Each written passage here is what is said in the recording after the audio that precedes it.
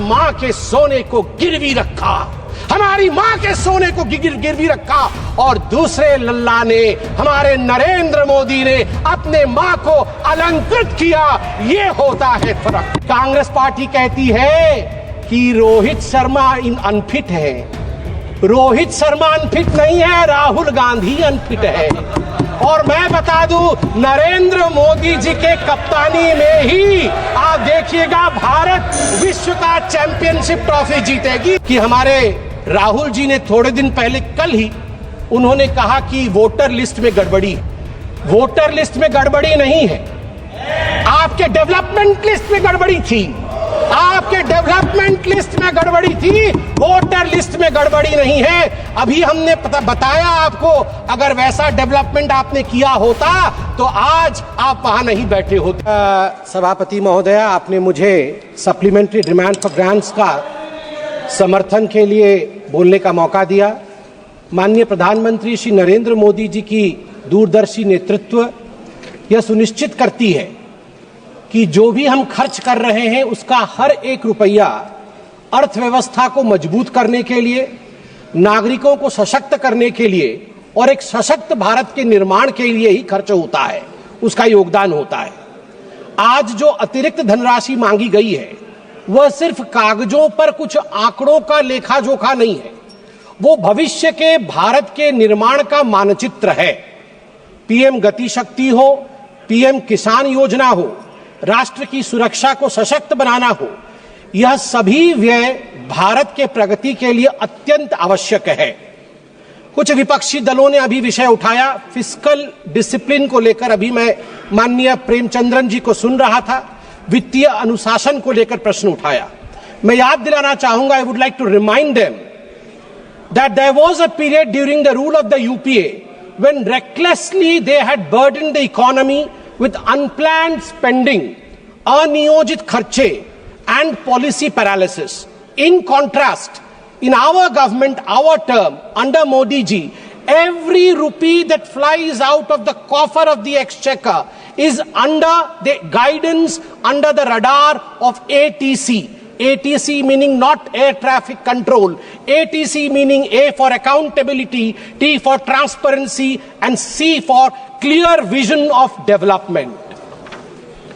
During the UPA regime, सभापति महोदया, 2004 से 2014 के दौरान आपको जान के आश्चर्य होगा, 94,060 करोड़ रुपए की बजट राशि, जो कि लगभग 14 विभाग, सामाजिक विभाग और ग्रामीण विकास मंत्रालयों से संबंधित थी, वह खर्च नहीं हो पाई थी 10 वर्षों में।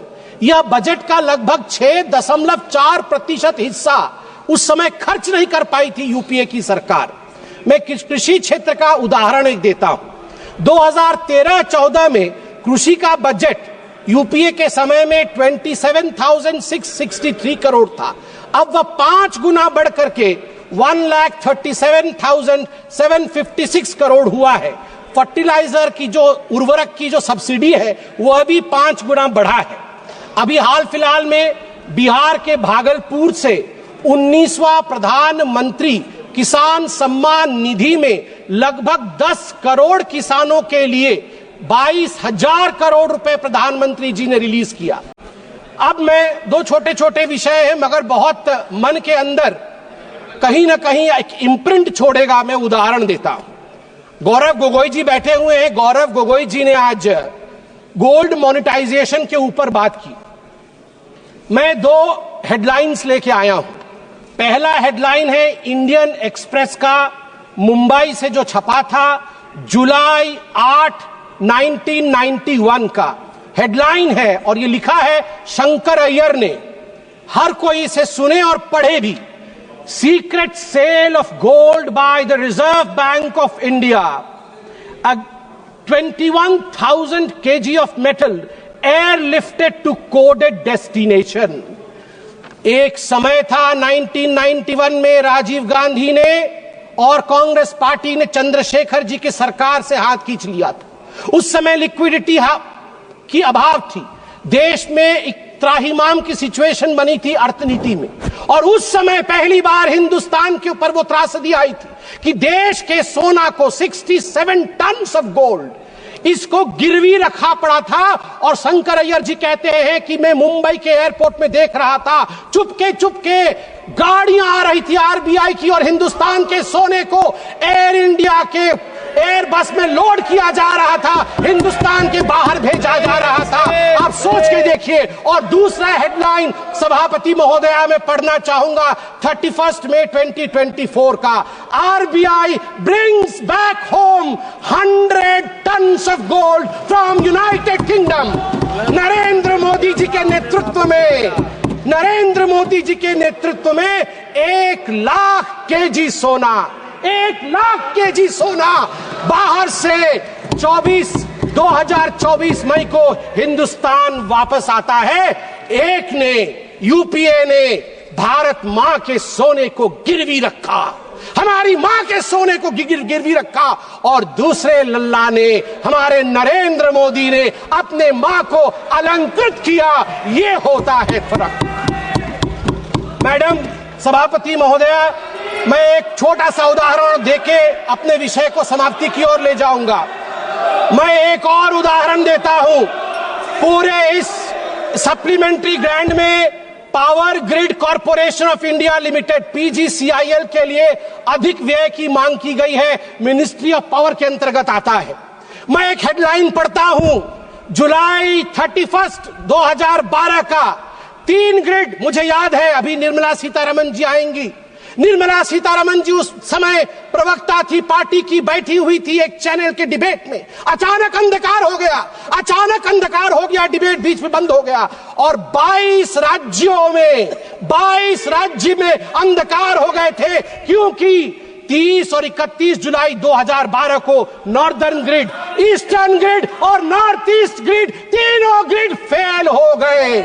700 million people were plunged into darkness. 9% of the world population were plunged into darkness. TMC के लोग बैठे नहीं हैं। 200 मजदूर एक माइन के अंदर बंद हो गए। न जाने कितने लोगों ने जो वेंटिलेटर पे थे उनकी जान उनको गंवानी पड़ी थी। और आज दूसरा हेडलाइन में पढ़ता हूं टाइम्स ऑफ इंडिया का, जून 3, 2024, India has come a long way since 2012. Outage, world's largest, even 250 gigawatt isn't a problem for India now. मई 30, 2024 को अचानक भारत की जो पावर की रिक्वायरमेंट थी वो सारी रिकॉर्ड तोड़ देती है। 250 गीगावाट हो जाता है भारत की पावर की आवश्यकता, मगर हमारा ग्रिड टूटता नहीं है, फेल नहीं होता है। World's largest unified power grid, ये हमारे नरेंद्र मोदी जी ने देश को बना करके दिया है, इसलिए मैं इसका समर्थन करता हूं। अपने भाषण के अंत में यही कहना चाहूंगा कि हमारे राहुल जी ने थोड़े दिन पहले, कल ही उन्होंने कहा कि वोटर लिस्ट में गड़बड़ी है। अभी अरविंद सावंत जी भी बोल रहे थे कि वोटर लिस्ट में गड़बड़ी। वोटर लिस्ट में गड़बड़ी नहीं है, आपके डेवलपमेंट लिस्ट में गड़बड़ी थी, आपके डेवलपमेंट लिस्ट में गड़बड़ी थी, वोटर लिस्ट में गड़बड़ी नहीं है। अभी हमने बताया आपको, अगर वैसा डेवलपमेंट आपने किया होता तो आज आप वहां नहीं बैठे होते। दूसरी बात, ये कांग्रेस पार्टी कहती है कि रोहित शर्मा अनफिट है। रोहित शर्मा अनफिट नहीं है, राहुल गांधी अनफिट है। और मैं बता दूं, नरेंद्र मोदी जी के कप्तानी में ही आप देखिएगा भारत विश्व का चैंपियनशिप ट्रॉफी जीतेगी। भारत माता की जय, जय जगन्नाथ। माननीय सदस्य